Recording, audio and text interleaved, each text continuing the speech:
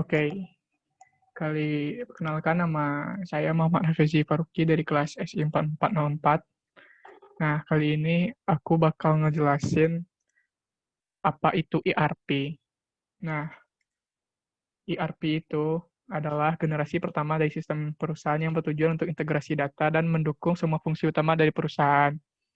Yang kedua, ERP sistem mengintegrasi berbagai macam aspek fungsional dari perusahaan mitra dan pemasok. Dan penjelasan lainnya adalah tujuan ERP dari ERP sistem adalah untuk membuat informasi. Nah, di ERP sendiri ada SAP. SAP atau System Analysis and Program Development adalah salah satu software ERP yang digunakan perusahaan untuk efisiensi kerja perusahaan. Nah, di SAP sendiri ada 9 modul. Kali ini modul yang pertama adalah Financial Accounting.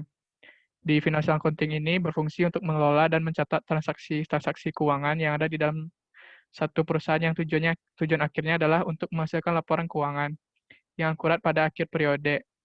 Fungsi di dalam modul ini yang sering digunakan yaitu account receivable, account payable, asset accounting, and general ledger. Submodul di financial accounting adalah sebagai berikut.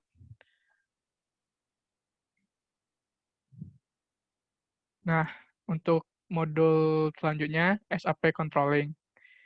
Di modul controlling ini salah satu modul SAP yang sangat krusial. Krusial di sini adalah sangat berkaitan dan memiliki peran penting dengan modul-modul lain yang ada di dalam SAP. Modul controlling mendukung dalam proses perencanaan, pelaporan, pemantauan operasi bisnis perusahaan. Modul controlling ini lebih condong membahas internal accounting, misalkan mengenai biaya produksi, cost center, profit center, dan lain-lainnya. Di submodul controlling ini ada 7. Salah satunya adalah cost element accounting, cost center accounting, activity based accounting, internal order, product cost controlling, profitability analysis, profit center accounting. Modul yang selanjutnya adalah SAP Sales and Distribution. Modul Sales and Distribution bisa disingkat SD adalah salah satu model yang terpenting dalam SAP. Memiliki tingkat kompleksitas integrasi antar modul yang tinggi. Sales and Distribution digunakan oleh perusahaan untuk mendukung kegiatan penjualan dan distribusi produk layanannya, mulai dari permintaan, penjualan, pengiriman, hingga nantinya penagihan. Submodulnya adalah Master Data, Sales, Billing Module, Shipping, Transportation, Sales and Support, Foreign Trade. Modul selanjutnya, Material Management. Kegunaan modul Material Management adalah untuk mengelola inventaris satu perusahaan dan proses pembelian atau pengadaan. Ini memungkinkan perusahaan mengawasi, merencanakan pergerakan inventaris perusahaan serta pengadaan inventaris itu sendiri. Submodulnya material management adalah material management, terus procurement process management, master data management, inventory management, material requirement planning, invoice verification. Modul selanjutnya SAP Production Planning. Modul Production Planning membantu perusahaan dalam menjalankan proses perencanaan dan kontrol terhadap aktivitas produksi yang terjadi di dalam perusahaan. Latar belakang sebagai orang produksi atau engineering sangat membantu dalam mempelajari modul PP ini. Karena engineer itu diharuskan untuk merancang produk. Biasanya di jurusan teknik industri sih. Oke, next. Submodulnya Material Master, Bill of Material, Work Center, Routing, Production Version. Nah, modul selanjutnya SAP Quality Management atau QM. Modul Quality Management ini bertujuan untuk membantu proses pengecekan terhadap kualitas dari rangkaian proses yang terjadi dalam logistik. Kualitas selalu meningkatkan basis pelanggan. Modul QM sangat membantu dalam banyak aspek. Tugas-tugas seperti inspeksi, audit, dan produksi dapat dibuat sederhana dengan modul ini. Submodul dari QM adalah Basic Data, Inspection Planning, Inspection Log Processing, Result Recording, Defect Recording, Quality Information System, Quality Certificates, Test Equipment Management. Nah, modul selanjutnya, Plan Maintenance. Modul Plan Maintenance ini mungkin bisa dibilang modul yang sangat penting tergantung industri perusahaan. Kenapa? Karena proses perawatan ini sangat vital untuk proses produksi mereka. Nah, bayangkan jika ada suatu pabrik, karena proses perawatan mesinnya yang tidak terencana dengan baik harus berhenti produksi selama beberapa hari. Nah, selama beberapa hari itu terjadi kerusakan, di perusahaannya akan ada kerugian. Berapa kan kerugiannya? Karena itu, mode plan maintenance ini sangat penting untuk membantu perusahaan untuk mengelola proses perawatan atau maintenance yang ada di dalam perusahaan. Submodulnya asset viewer, maintenance project, preventive maintenance. Preventive maintenance adalah pencegahan untuk ini perawatan alatnya. Nah, ada juga modul human capital management. Nah, modul ini sangat membantu dalam meningkatkan pekerjaan dan mengelola data khususnya di Departemen HR atau Human Resource. Modul ini tidak hanya membantu dalam proses perekrutan karyawan, tapi bisa dalam pemantauan kinerja karyawan, mengelola kompensasi penggajian atau payroll, serta promosi jabatan.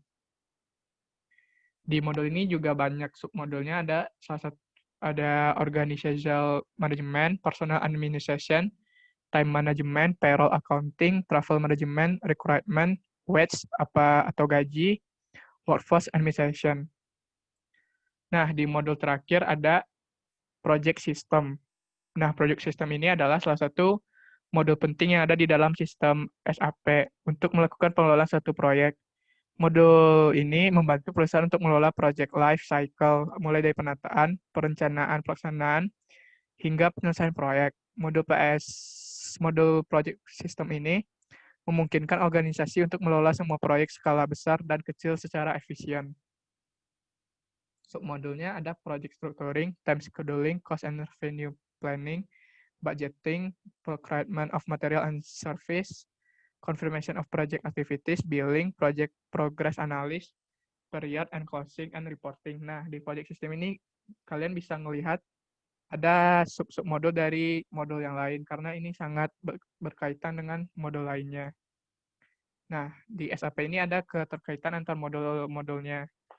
Nah, di sini ada salah satu artikel yang saya ambil. Nah, controlling all posting to PS of certain fixed asset account that are created as cost element are automatically updated on cost center. Internal order of profitability segment reports in controlling and can be further processed from there. On the other hand, allocation within controlling that cross VI or financial organizational sector can be online periodically transferred back to logistic. All material movement that are relevant for accounting are online updated in account. The same hold about vendor invoice as soon they are post. Sales invoice can be generated online or in batch. Project system and investment management data are updated online in the same way as for controlling. Nah, di modul ini seperti slide pertama tadi ada financial, itu sangat berkaitan dengan modul logistik dan sales. Di contohnya kayak ini, financial itu biasanya kan mencatat ini keuangan dari satu perusahaan. Nah, keuangannya itu bisa juga digunakan oleh orang logistik untuk ini mengambil ini harga-harga yang tepat buat perusahaan. Dan di project system investment datanya tuh selalu terupdate. Nah, sekian dari saya untuk penjelasan kali ini.